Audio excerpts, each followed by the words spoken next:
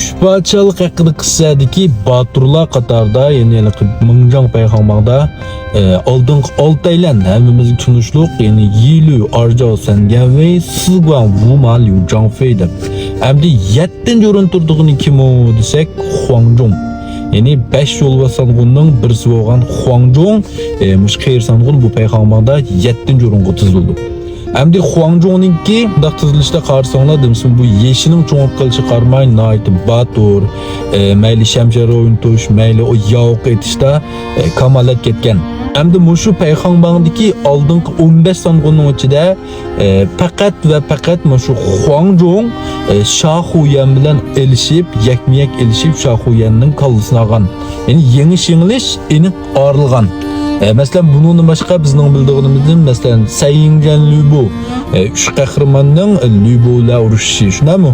Uning keyindan mesela Ma Chao bilan Zhang Fei tutishib baqdi, Guan Yu Huangjong bilan tutishib baqdi, Zhao Yun Xu Chu bilan tutishib baqdi, Xu Chu Ma Chao bilan tutishib baqdi degandek. Biroq bularning hammasining ichida yengilish aniq orilmagan.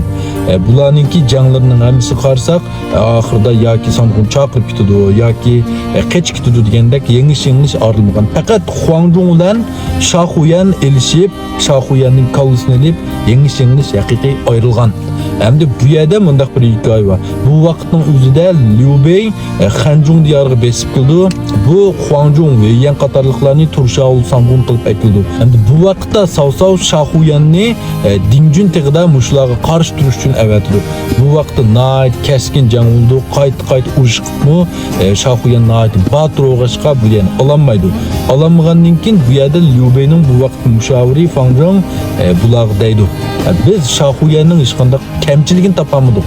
Bunun kamchiligidan buni mag'lub qilamiz. Undaqda biz buning ortiqchiligidan foydalanib baqsaq qanday qilamiz? Ortiqchiligidan foydalanib baqsaq, balkim buni mag'lub qila olishimiz mumkin. Shahuyanning ortiqchiligi nima?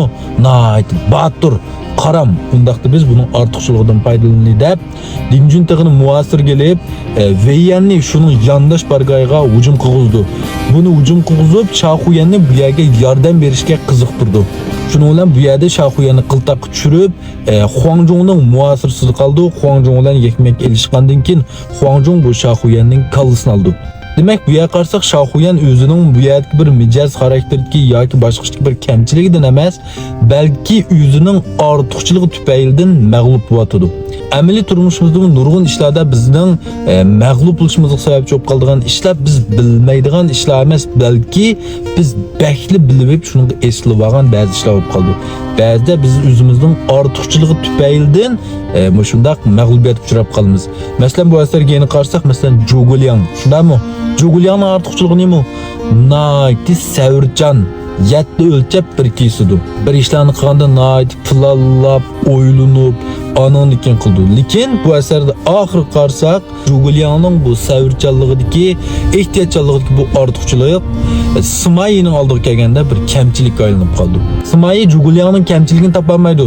Buni mag'lub qilmaydi. Faqat oxirida Zhuguliangning ortiqchilik orqali Zhuguliangni mag'lub qildi. Shundaqku do'stlar, mana shu oldingi zo'pin qarsanglar men bir seyr qarib esib qo'ydim.